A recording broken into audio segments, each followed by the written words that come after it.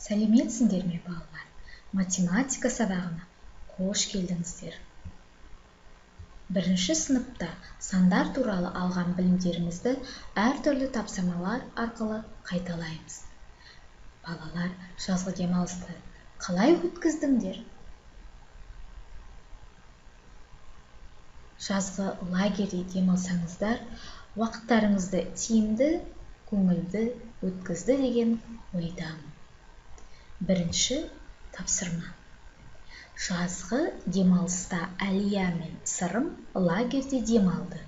Суретке қара және сұрақтарға жауап бер. Балалар екі командаға бөлінді. Бірінші командадағы балалар 12, 14, 16, 18, 20 нөмірлерін тақты. Қандай заңдылықты байқадың? Ал егер екінші командадағы балалардың нөмірлері 11 мен 20 арасындағы сандар болса, онда олардың нөмірлері қандай болатынын айт.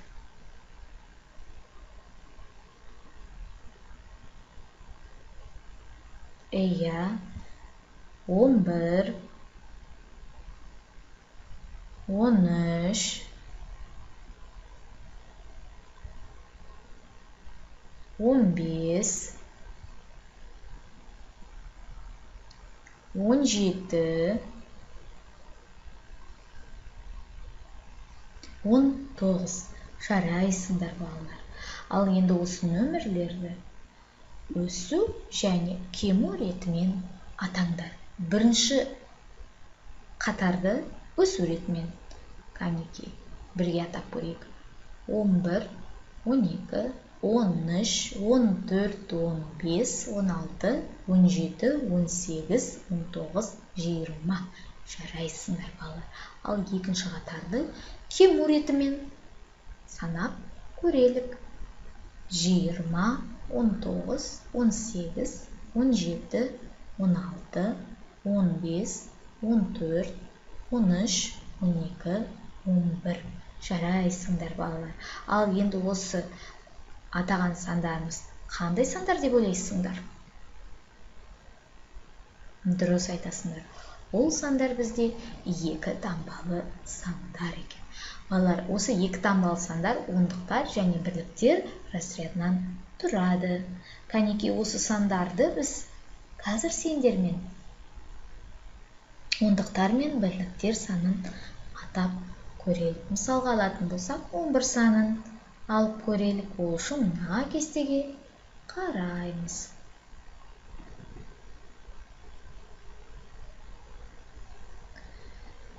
Өздерің көріп отырғандай, ондықтар және бірліктер разрядынан тұрады. 11 саны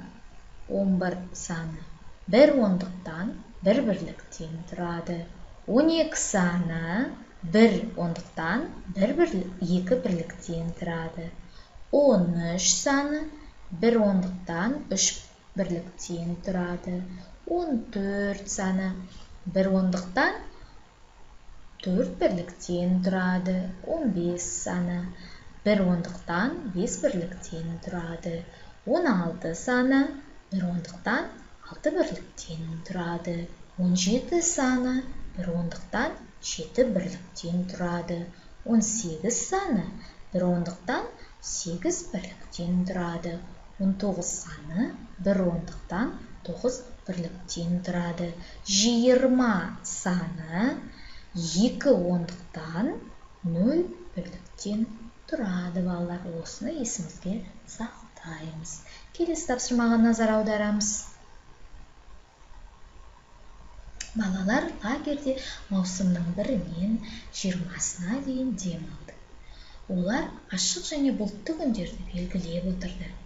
Ашық күндерді білдіретін сандарды өсу ретімен, ал бұлтты күндерді білдіретін сандарды кему ретімен жаз. Ойланамыз. Уақыт кетті.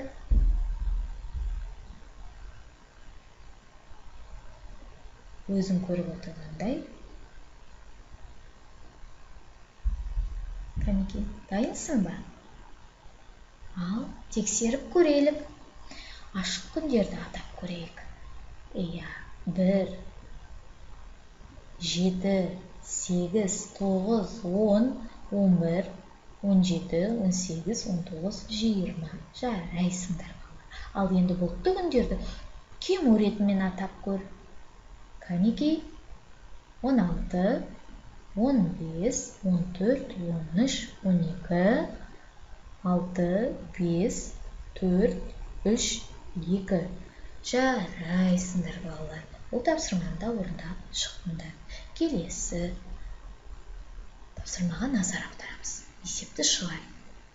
Спорт жарысына 20 ұл және 30 қыз қатысты. Жарысқа барлығы неше бала қатысты? Ең бірінші есептің шартына қараймыз. Бізде не белгілі? Ұл бала 20, қыз бала 30. Не белгісіз? Барлығы белгісіз. Шешуін табу үшін біз қандай амал қолданамыз? Қосу амалын қолданамыз. Жарайсыңдар балалар. Ал 20 мен 30-дың қосындысы нешеге тең? 50-ге тең. Жауабында жарысқа барлығы 50 бала қатысты. Керемет балалар. Бұл тапсырманы да сендер орындап шықтыңдар. Балалар, салыстырып көрейікші. Мына белгілер нені білдіреді? Есіңізге түсірейік. Дұрыс айтасыңдар. Бұл белгілер артық, кем және тең белгілері. Салыстырамыз.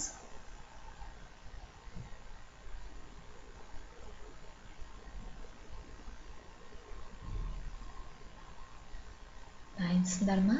Жауабын тексеріп көрелік. 16 саны 15 саннан артық. 19 саны 16 саннан артық. 11 саны 16 саннан кем. 1 ондық 5 бірлік 2 ондықтан кем. 1 ондық 4 бірлік 16 бірліктен кем. 18 бірлік 1 ондық 8 бірлікке тең. Егер де жауаптарын осындай болып шықса, да барлығы дұрыс болғаны. Жарайсыңдар балалар. Келесі үйге тапсырма. 7-ші беттегі 3-ші және 4-ші есепті аяқтау. Бүгінгі математика сабағымыз аяқталды. Сау болыңыздар.